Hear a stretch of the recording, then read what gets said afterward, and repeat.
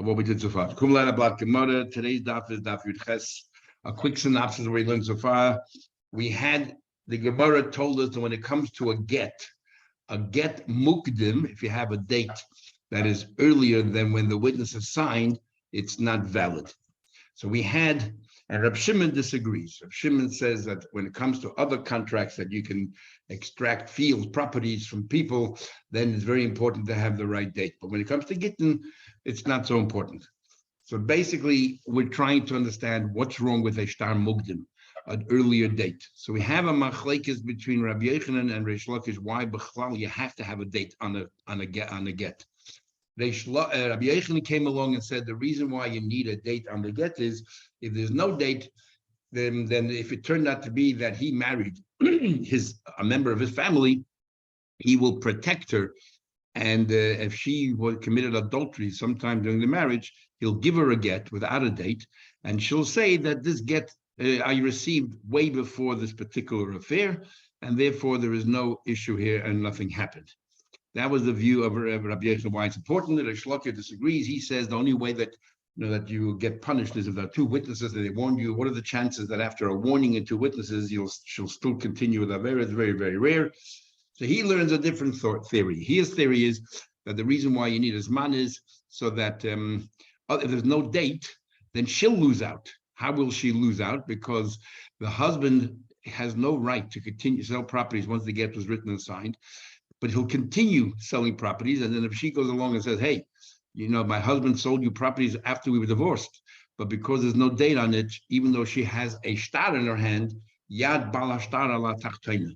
It's the onus of proof is on her. It'll be very difficult to prove it. So therefore, we're doing it to protect her. So then we're going back to our Mishnah. How do we explain our Mishnah with that? So we say as follows. We explain the Mishnah that the opinions are like this. According to, everyone agrees, we understand Rab Shimon. Rab Shimon holds that the moment you wanted to divorce your wife, you lose all your rights to the property. And therefore, everyone agrees that Rab Shimon's logic is that the reason why you need a date is to protect the woman, that she shouldn't lose out on the properties or the buyers. But in this case here, the moment that you put your right, the get, even if it was not signed till a few days later, the moment the husband intended to divorce her, and writing a get is obviously an intention to divorce her. So therefore, he no longer has rights to sell nichse meloig, to sell the property that she brought in, part of the dowry. And therefore, there's nothing wrong. Who cares when the Eidim signed? The date that's written on the star is 100% correct. That is Rab Shimon. So there's no argument there. But where we do have an argument is between Rabbi Yochanan and Reish Lakish as to the logic in the Mishnah. According to Rabbi Yochanan, the logic of the Rabbanan is that the star does not pay the get. When does the husband lose his rights to sell her the nichse meloig? Only once he gave it to her. And therefore, the husband had every right to sell the properties and every right to sell the properties until he gave it to her. So therefore, we will find out when it was given, and she won't be hurt by it at all, because it doesn't matter what the date, it doesn't matter where the Eidim signed. All that matters is when she received it. And the husband had every right to continue selling. But according to Reish Lakish, it's when the witnesses sign that the husband loses that right. And if you have a date that's earlier than the sign, the husband did have the right to sell the property, but the woman will pull out the get and show a date which is wrong, because according to Reish Lakish, when does the husband lose the right to sell the properties? Only after the Eidim signed. But if the Eidim signed a different day than when it was written, the husband had the right to sell it in the interim period, but she will collect it back from the buyers because she will produce a star with a date that's earlier than the Eidim signed. Okay, that's the argument we had. So up to the Gemara, quickly just go over the Gemara here. The very last line of the Zayin on the base. Ravina said to Rabba, what happens? He wrote a get, and he wrote it and signed. Everything done on the correct time, the right day, same day. But he did not really use it to divorce her. He decided to hold it hedges bets. If he can somehow or another pacify his wife or work out, make some shalom bias, he's not going to divorce her. This is only that if it doesn't work out. So he wrote this get, but placed it in his pocket. And the imafaisa to fires. And if she is appeased, then he'll toss away the get and they will live together. It was dated. It was dated. Of course, it was dated. It was dated and it was signed. It was dated and signed. The question is, what's the point of the date in this case over here? And why? What would it did be over here? What did it help? Because over here, again, the date is totally, even though the Adam signed on that very same day, what's the point of the date? He had no intention of divorcing her then. He just had it there as a last resort. But she will pull out the shtar and say, hey, if she was Mizana, and say, look, I was already a free woman from this date. So what did the date achieve in this case? Nothing. In fact, it complicates things, or it skews the whole thing. And the same thing, or at least Rashi's version, the same thing when it comes to Paris, that she will collect from the buyers from the day that was written. But according to Rabbi Yechanan, the husband had every right to sell until the day that she received it. And in this case, even Reish Lakish would agree that the husband has the right to continue selling because he had no intention at this point to give her this get. He just got it ready in case things don't work out, he'll use it. Otherwise, he actually was trying to hopefully to make the marriage work. And maybe he used it as leverage, saying, look, if it's not going to work, this is it. This is the last straw. And hopefully that puts pressure on her that, and whatever compromise had to be made. So the question is, what's the point of a date here? Says the Gemara, the Gemara answers, this doesn't happen. The moment you write a get means that it's a last resort. You don't write a get unless you're actually going to use it. You don't prepare the peronius, because it is a peronius. If you don't want to be divorced, then you don't just write divorces. You just don't do that. It's not going to happen. So, Remotel, I told the guys in our share, I actually personally know somebody who did this. It wasn't so much shalom bias, and he wrote a get, and exactly that. You told me a few times. He said it's there. Why? Why? I don't know if he was using it as a lever over, he told or whatever, but that's what he said. There's more to the story, obviously. But we did have in those days where they used to write a get if they went to war, or if they used to travel overseas, they always wrote a get, gave it to their wife. When they came back, they remarried, and he had it there ready in case he travels and she didn't want her to remain in Aguna. So there was, people did have Gittin in those days. But today, why would you write a get? Brian, there's more to the story. The story is it does shalom bias, and it was like a thread. He's okay. Essentially telling her, if you don't, if there's going to be problems, then it's ready. You're gone, sort of. And they're still happily married. They're married. Okay. Amalei Ravina Ravashi.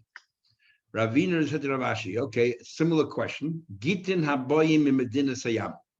If a get comes from overseas. Now, it's impossible to be done on the same day, especially in those days. Travel took a long time. The Michtav of Nisan, let's say the get was written in the month of Nisan, but it didn't arrive to where his wife lived till 6 months later. But the date, okay, it was signed and written, and they wrote the date that this happened was 6 months earlier. So meanwhile, but she did not receive the get. And according to Rabbi Yechanan, the husband had every right to continue selling her properties. And therefore, at least the question is according to Rabbi Yechanan. According to Rabbi Yechanan, like Taisa learns, if the husband had the right to sell the properties, but she will then go to all these buyers and she say, look, I had a lien, I was divorced. My husband had absolutely no right to sell the property. Look at the date. So the date actually is confusing things. What do they help with the Takanan? It's not only what they help, it makes things worse. If they didn't have a date, she wouldn't be able to go to these lekuchas and take it back. But now that there's a date, she will go back to them, and it's unlawful because according to Rabbi Yechanan, the husband had every right to sell the properties until she received the get. The Gemara, yeah.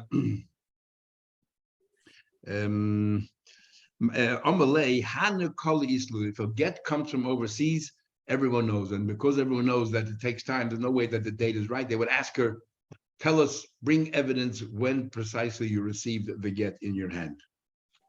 Okay, Taisus has a very interesting question. Taisus wants to know if the reason, Rabbi Yechanan, and many Paskin Rabbi Yechanan, if the reason why we put a date into a get is because maybe he wants to protect his niece if there were witnesses and she would get killed If she, if she was married, she'll get the chene for committing adultery. So he wants to save her life, and therefore, even though they didn't get on, he is going to help her out and write her a get and whatever. Or even they did get on, he wants to help her out. He would write a get with no date. So Taisa asks, so today we don't have courts, we don't have capital punishment. So why do we still write a date on the get? Why do you need a date on the get? The Taisa gives 3 answers. And the middle answer, and the Rosh doesn't like 2 of the answers, he only gives the middle answer, is Meheira Yebona Beis Hamikdash. We believe that Mashiach is coming every single day. And because we believe Mashiach will coming and the Beis Hamikdash will be rebuilt, so these dinim will all come back into play. And therefore we need a date. That means it seems from traces here that if there's no Beis Hamikdash right now, and somebody committed a sin with Eidim and Hasra, an Aveda today, when Mashiach comes, the Beis Hamikdash will be rebuilt. They will have, and the Sanhedrin will come back. They will be punished for an Aveda they did prior to their coming back. That's what it seems. Because otherwise, what's the answer? So what? The Aveda was done now when there was no Beis Hamikdash. You worry about the past. So that's what it seems from traces here. Okay, let's continue. Says the Gemara, we learned that when a woman gets divorced, she should wait 3 months before she gets remarried, so that we can determine the child, whose child it is, the late husband or the new husband. So the question is, when do we begin calculating this 3 months? From when she received the get, or from when the get was written? Chances are when the get was written, they no longer have anything to do with each other. So as the get was now, there's a concept we're going to have at the very end of this Masech that's called get Yashar. We'll see Bisham Basil about this and so on. Get Yasha means a get that was written a while ago, and he wants to use it later. And there's an issue there because we're saying that could be in the interim period they got together, and she might fall pregnant, and they're worried then that if there's a divorce, that the date on the divorce is an earlier date, people are going to assume that she became pregnant outside of marriage, and this child then will have a pagam, will have a defect that he will be considered a child born out of marriage, out of wedlock. So it's not fair, and therefore we don't want to use a get yoshin. The get should be fresh. So Itma we learned. Maybe it's a get. From when do we count the get? Rav says you calculate from when she received the get, count 3 months. Shmuel says from the moment you wrote the get, that's when you calculate the 3 months, because chances are they have nothing to do with each other anymore. Says the Gemara, Masko, Shmuel, according to Shmuel, comes out a very interesting concept. You have, let's say a man is married to 2 wives, he decides to divorce both of them. He wrote one get, in Nisan, the other get he wrote in Iyar, and then sometime at the end of Iyar, he gave them both their Gittin, the respective Gittin, together at the same time. One of them will be able to marry, according to Shmuel, 3 months from Nisan, and the other one can marry 3 months from Iyar. And people won't understand. They both receive the get at the same time. How come she's permitted to get married today and the other one has to wait another month? People will say, and Yain will say, 2 women in the same courtyard. This one's permitted to remarry, this one can't. Doesn't make sense. Abaye said, nobody's going to say that, because they'll look at the date in the star and they'll understand. They'll see the date on the get. This get says Nisan, and this get says Iyar. They'll already understand there's a difference between these 2 cases, and nobody's going to ask this question. Says the Gemara, in fact, Tanya Kavash is Rav. We learned one brayso that supports Rav, but Tanya Kavash is Shmuel. We learned another brayso that corroborates Shmuel. Tanya Kavash is the Rav. We learned like Rav, Hashaleach get liishtoi. If somebody sends a get to his wife, he was delayed for whatever reason. It took him 3 months to arrive at his final destination. Mishigia get liyada. Only once she receives the get, not the date recorded on the divorce, but the day that she receives it, then that's when she starts calculating her 3 months, clearly like Rav. And then we say, will it get Yoshin inflation? In this case, we're not worried, it's a 3-month-old get. We are not worried at all about the use of the get because the husband wasn't there. The husband wasn't around, so therefore there's no he's away. He's sending an agent to bring the get to them. So therefore, there's no concern about a get Yoshin that maybe they live together. They're not together at all. They weren't together. Tanya Kavas Shmuel, we learned another brayso that supports Shmuel's opinion that the 3 months he calculates is from the date recorded on the get.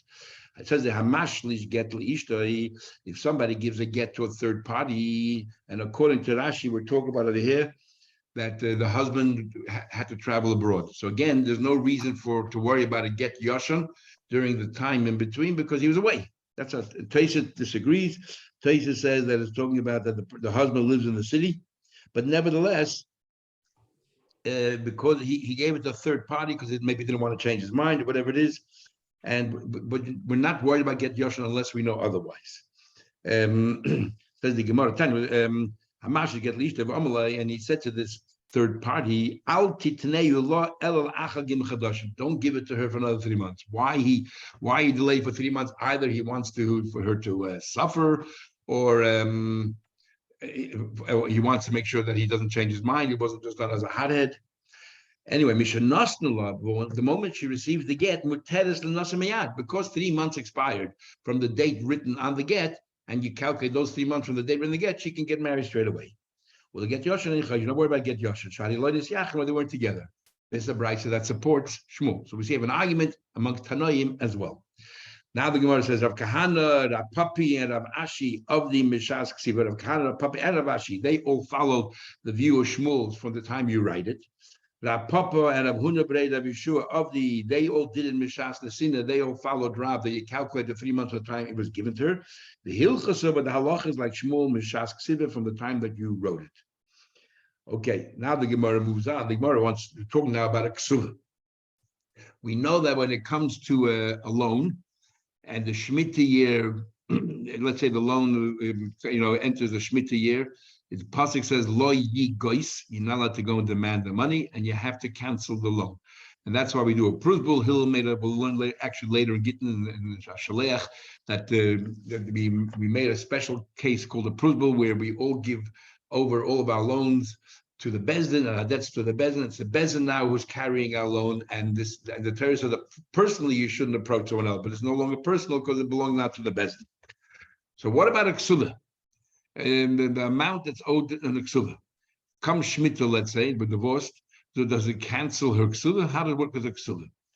So we're going to say that this concept of Shemitah is only when it comes to a loan, not when it comes to a ksuva. And why is that? Because a loan was initiated by you. I lent you money, and therefore you have to pay it back to me. Ksuva is something that the Bezdin enacted. It's not I created this kind of a debt. The Bezdin mandated that if two people get married, the husband, and they divorce, the husband has to pay out a ksuva to the wife. So that came from a Bezdin. So that does not fall under lo yigos. There's a whole argument in halacha whether rent and all these other things also fall under like a debt or loan, and therefore Shemitah gets, if you owe it, you get canceled or not. Anyway, so the question is about a ksuva. When does a ksuva no longer consider ksuva and it moves into the realm of a debt, and therefore it comes Shemitah, it gets canceled? Or do we say it always remains a ksuva? Let's say he pays it down. They worked out an arrangement, some kind of a scheme of arrangement that he's going to pay her a monthly amount. So the $200 that's there, he'll pay it $10 a month over 20 months. Does that take the ksuva and transform it into a debt, no longer considered ksuva? How does it work? So it says the Gemara, we have an argument here. Says the Gemara, eat what we learned. When do you say when it comes to ksuva that also it falls under the realm of a debt and comes over it gets canceled? Rav says mishativgay, two things. Tizgay with tizgay. First of all, she got partially paid out, and number two, and then they made up that the balance is now a debt. The moment you paid part down and you turn the balance of debt, it falls under the banner of a debt, and lo yigos, it gets canceled on Shemitah. So it's no longer considered ma'aseh bezin, an act of bezin. Shmuel says, no, you don't need both. Pogma, if she got partially paid, afa pisha le'zokva, even though she did not formally transform the rest of the debt or the outstanding amount into a debt, the fact that he started paying her down, or the fact that she accepted a part payment, It's up to her to accept it. The fact that she accepted a part payment, in fact, sometimes when they're married, she says, "Could you give me part of the ksuva? I need money." Because she accepted the part payment, then she showed it that it's no longer Maisa Bezin, now it's just between her and him. It automatically turns into a debt, and therefore it gets annulled and canceled on Shemitah. Or Zokfa, if they formally turned it into debt, even though she didn't get paid down, it's a debt and it gets canceled. Says the Gemara, Tanya Kavase the Rav, Tanya Kavase the Shmuel. Again, similar to before. Tanya Kavase the Rav. We have a brayso that supports Rav. The name is like Shemetas. When does the ksuva get canceled on your Shemitah? Mishativkaim with Tiskav. She does both. She gets partially paid out, and with Tiskav, and the remainder becomes a loan. What about Pogma like Zokfa or Zokfa like Pogma? She got partially paid but didn't turn to loan, or turned to loan, didn't get partially paid. Eina Mishametas, it does not get canceled. Ad Shetivkaim with Tiskav. You have both things. Tanya Kavas the Shmuel, we learned like Shmuel, another brayso on Oine, if somebody raped a girl, he has to pay her $50 if he doesn't marry her. The knas and the penalty is moitzi shemra as a knas. Upito, or if he seduced the girl, uksuvas isha again, ksuvas isha, the ksuv of a wife, shezok from the milva. So all of these cases, if they turned it in, if the Torah says you have to pay these $50 and so on, but if she if they turned it into a loan, then mishamtin, then comes Shemitah, it gets canceled. But if not, ein mishamtin does not get canceled. So we see clearly from here that when it comes to a ksuva, the moment it's converted into a loan, it gets canceled. But the brayso does not mention the other part of Shmuel, which is if she got partially paid out, then also gets canceled on Shemitah. That we don't have a supporting brayso. And when do we say that is considered a formal loan? What do you mean niska? What did you do? He says that hamad bedin, when the court legislates you have to pay, that's when we automatically say it becomes, when the bezin paskin you have to pay, that's when we say it's considered a debt, and now it gets canceled on Shemitah. Why does it make a difference whether he's paid or not paid part of the loan? Of the ksuva, once he has to pay part of once she's divorced, he's mechuyev to pay the ksuva. Then it's a loan. The logic is as follows: the Torah says lo yigois, that you as an individual should not approach your borrower, or the person, your debtor, as long as the ksuva wasn't touched. Why does the husband have to pay it? Because the bezin said you have to pay it. And when they divorce, he has to pay her out the full amount, and the bezdin is the one that said that you have to do that. So it's not; it doesn't fall under the ban of lo yigois. However, the moment she asks for some of the money, she's now negotiating different than what the bezdin said. The bezdin had a one lump sum. Now that she's negotiating, it's suddenly between the two. It's now lo yigois. She can no longer continue then asking for the rest of the money because now it's personal. You transformed it from the Maisa Bezin into a negotiated arrangement between you and your husband. That's where period comes in. Says the Gemara further, Omar Shmuel. Now that we're talking about a ksuva, Shmuel said that a ksuva is like a Maisa Bezin damya. That a ksuva is, just like we just said a minute ago, is considered an act of bezin, and therefore some of the laws are different. And for example, we said before how important it is by a get you have to write the date. They should be written and signed the same day. But by ksuva, maybe not so. Just like if a bezin makes a psak, that you can write it by day and sign it by night. Right, because this is a psak of bezdin, and it doesn't matter when it was signed. The date that it was written, that's the date. Av ksuva, ksuva is considered an act of bezdin, like a psak of bezdin, even though nobody ever went to bezdin. It's considered a psak of bezdin, and therefore it can be written by day and signed by night. So the Gemara, now we want to know whether everyone agrees to Shmuel, because we had two arguments between Shmuel and Rav. What would Rav say in this case? And Suvase de Rav Chia bar Rav, the ksuva of Rav Chia, who was the son of Rav, and obviously Rav attended that wedding. Ichtav b'yayim ve'ichtav b'layla, was written by day and signed by night. Have Rav Hasam, Rav was there, but he didn't contest it. So it sounds like Rav agreed with Shmuel's halacha in principle.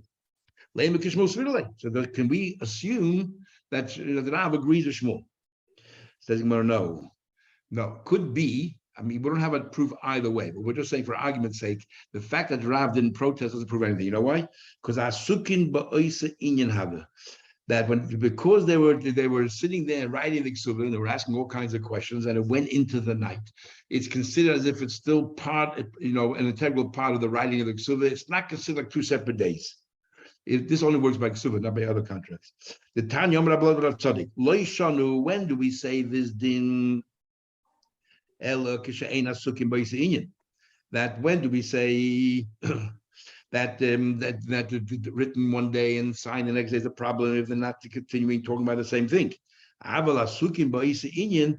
they were continuing to discuss the ksubah, the writing and the continuing and the way, and the witness was there the whole time, then kosher is kosher, even by all other stars as well as kosher. Yeah. So therefore, maybe that's what happened in this case. It doesn't prove that that's what we can always do. And that is why we tried to make by ksubah that it should be written and signed at the same time.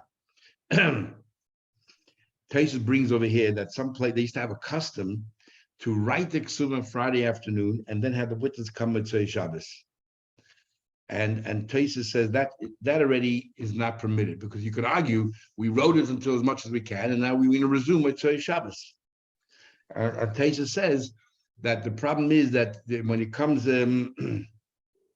if you want to, especially if you go to Sfardim, they add to the ksubah all of these extra things, and therefore there won't be a coil or anything else about these extra things. And we need, the people who you have a taste of ksubah, and people who buy properties are not aware that there was a taste of ksubah. Anyway, we try to bring in a close proximity as much as possible, which we all done at the same time, unless basukin ba'isa inyan. Unless it takes for whatever reason longer than they thought. Rav Shimon Machshir. We had in the Mishnah, Rav Shimon said it doesn't matter if you write by day and the witness signed by the following day by a get. It's not a problem. And what are you worried about? Rav Shimon's only worried about one thing: that maybe the husband will continue selling that he had no right to sell. And according to the Shlakish, when does the husband lose his right? From the time the Eidim signed. But we don't know when the Eidim signed, because it's not the time they're written. She will collect from the time that's written, but it's the wrong time. Rabbi Yechon is not worried, because he says that the husband has every right to sell until the witnesses, until they actually gave her the get. So they will always ask her. The Lukuach will say to her, "When did you receive it? I don't care what date it says on the get. Bring me the witnesses, or bring me witnesses. They know exactly when you received the get." But according to Reish Lakish, it's the time the witness is signed. But Rav Shimon is not worried. Why is Rav Shimon worried? Says the Gemara. Why are you worried the husband will continue selling beyond when the point that he's not allowed to? Omar Rava says, my time Rav Shimon holds. Kivan shenasan ein of legarsha. The moment the husband intended to divorce her, shuv ein lepedas. Why should he have the benefit of the dowry that she brought in? He's planning to divorce her, which means that the date that he commissioned the sefer to write the get is actually the time that he forfeits all his rights. And therefore, even if he continued selling, the wife produces the get. It doesn't matter when the witness is signed. All that matters is when the get was written. And therefore, she's entitled to take back all her properties. Taking more further, how much allowance does Rav Shimon tolerate? Can the witness sign a year later? How much time in between the writing and the signing of the witnesses? So Rav Shloki says, El Alta, that following night, like the cases of our Mishnah, they wrote it by day, and the following night the witness signed, no problem. But if it's 10 days later, then even Rav Shimon is not happy, doesn't approve. Why not? What's the difference? If according to Rav Shimon, the problem of Paris is resolved because we do follow the date on the get, what's the problem if it's 10 days later? We are worried, Shema pious. We are worried that maybe he appeased her for such a long time between the writing of the get and the witness signing. Maybe during that time he appeased her.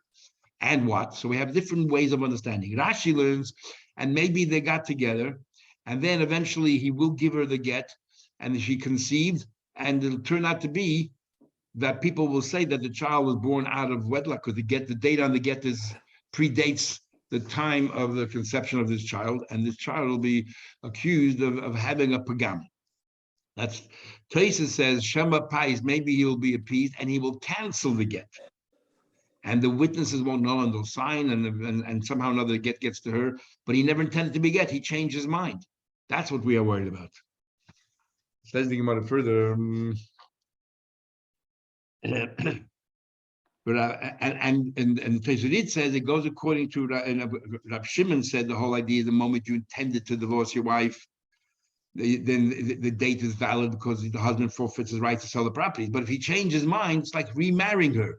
And the din is even gives a divorce, and then he can change his mind, cancel it, and remarry her, or live together again. So even according to Rab Shimon, the husband then continues to have a right to sell the property.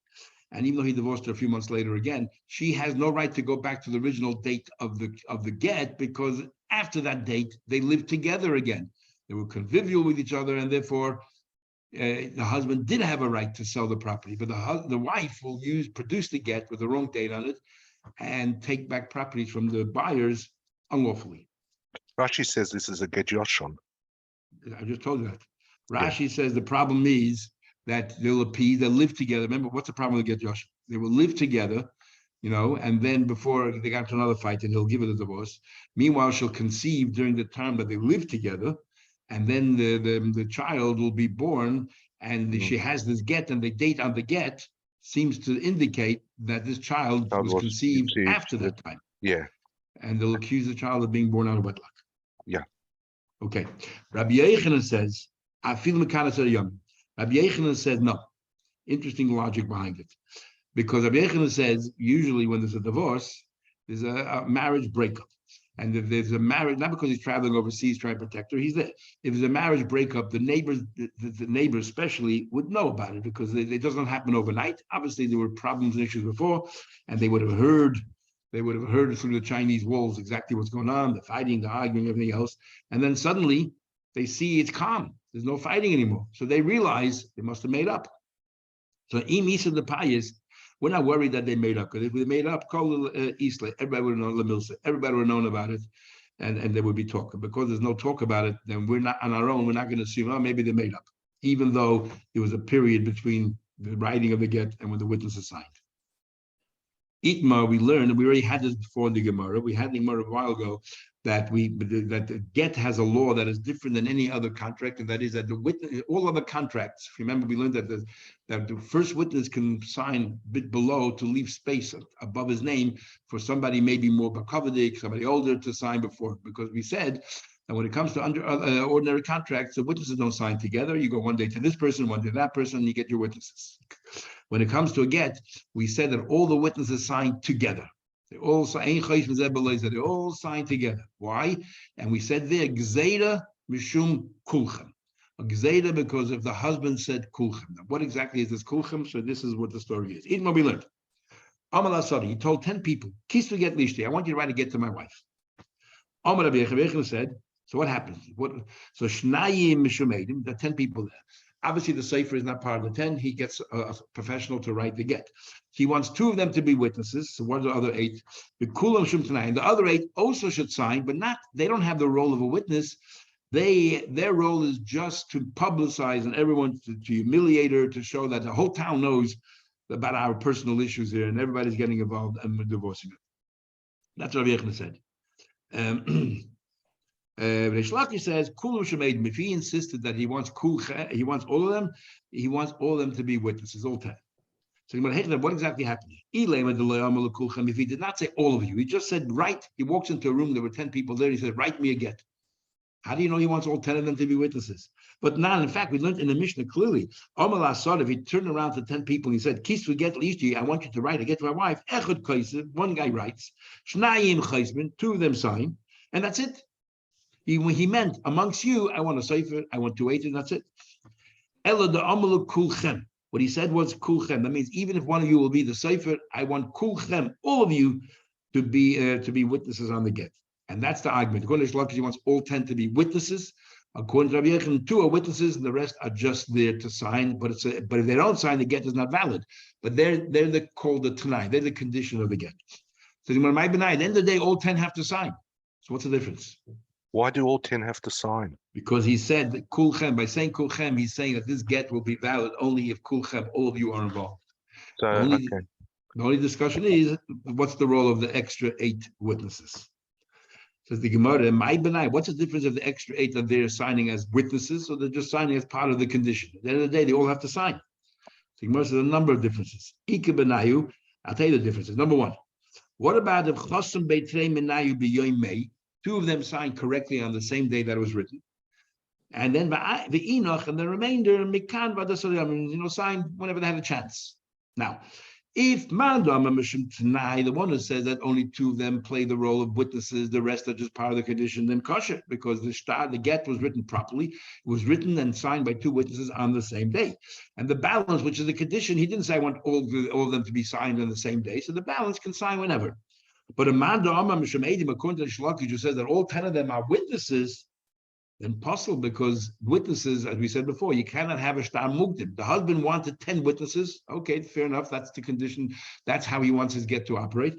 So all of them have to sign the same day that it was written. Otherwise, it'd be a shtar mukdim, and it's not valid. That's one nafkamina. Inami, another nafkamina. We're learning more in Makis and other places that if you have a witness that is a relative to another witness, or if you have or relative to the people involved, or if you have a witness or an aide who's possible, let's say a ganef. We'll learn Sanhedrin of Chafei, they're all the psulim of witnesses, and one of them, an apostle, is what happens. But you have 10 witnesses here. Does it ruin the rest or not? So we know generally aides, you can have 100 witnesses. Nimtza echad karv apostle. If one of the witnesses turns out to be a relative of, let's say, the murderer or the victim, or another witness, and the entire testimony falls apart from the entire lot of 100 people. What happens in this case here? The one who said that it's a condition, they're not witnesses, they're kosher. As long as you have 2 witnesses here that are kosher, the rest doesn't matter. But the one who says that no, all 10 of them have the role of witnesses, that they have to follow the rules of witnesses, then possible. The entire matter is possible. Now, what happens? The one who says that it's a Tanai, within that opinion itself, the one who says that it's a Tanai, which means as long as they have 2 kosher witnesses, we don't care about the remainder. What happens if the Karav apostle were the ones who signed first? How do we view that? If let's say the first names were a Karav apostle, but and the rest, then signed, they were all right. Amni la kosher. One opinion says, well, it's still kosher because then we won't treat the first 2 as witnesses. We will say the first 2 are merely part of the condition, and the witnesses are number 3 and 4. The others say possible. Others say no, it disqualifies the get. Now, what are they arguing? Amni la kosher. One of you says that it's kosher. Tanayu. They say that you made it tonight, and all I need is 2 witnesses, and I have 2 other witnesses. Who said the first 2 have to be the witnesses? The first 2 are part of the tonight. The next 2 will be the witnesses, and they're kosher. But ambile pasul. There are others who say that they're pasul. You know why? Because they're the first 2. Osi lachlufe b'shtoras de alma. Because they're the first 2, people automatically assume that the first 2, these are the real witnesses. Even though the balance might be a tonight, people assume that the first you had the witnesses sign, and the balance was a tonight. And then what's going to happen is they'll think, well, obviously there's nothing wrong with having a relative signing a document, or there's nothing wrong with having a ganef being party to a document. And that's why the first 2 is worse than the rest. How we deal with other contracts is a big machlekes we're showing him as well. If you have more than 2 and use similar situation. Says the Gemara further, there's this incident where somebody said 10 people. Somebody said 10 people, I want you to write a get to my wife. 2 of them, there were 10 people there. And he told them, and this is the argument you had with Shlokish, whether all 10 are witnesses or not. He told them to sign. 2 of them signed straight away. And the balance signed later. Now, according to Rabbi Yochanan, it's a Tanai, that's not a problem. But according to the Shlokish, who says that all 10 are witnesses, it's a major problem. The get has been disqualified. So they went to Rabbi Osel the Kamei, Rabbi Shua Levi. He went to Rabbi Shua Levi to ask him, so what's the halacha?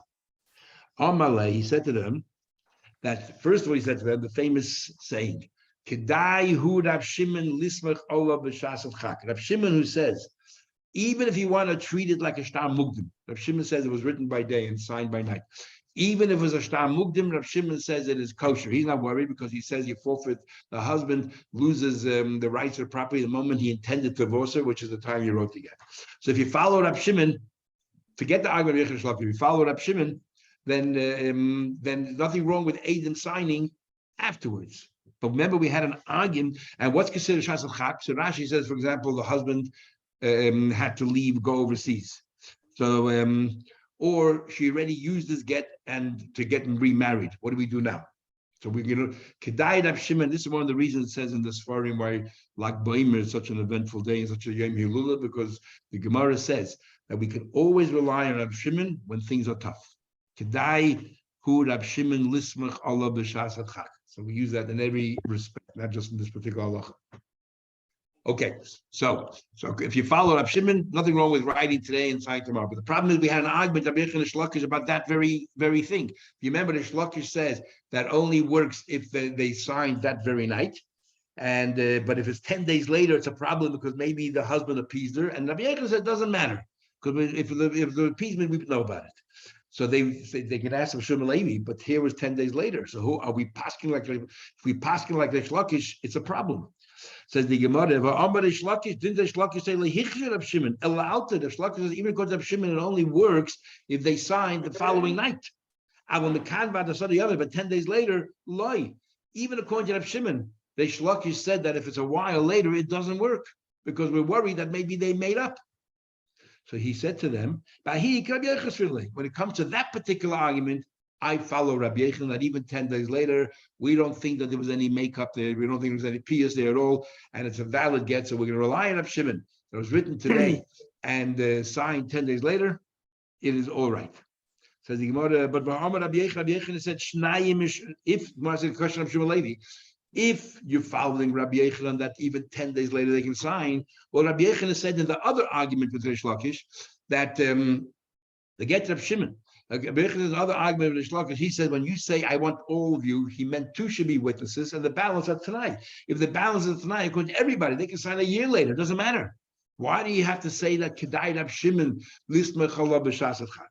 Says Rabbi Yechon Shnai Mishum Eidim b'kulam shul tonight. That's tonight. So what's going on here?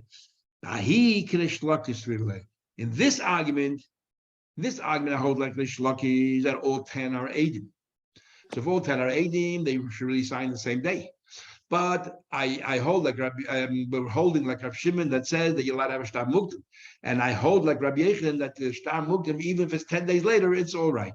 So I hold all the witnesses. He put together these three arguments, and one argues he agrees Rabbi Yechon, one with Rish Lakish, and one not like the Chachamim but like Rav Shimon.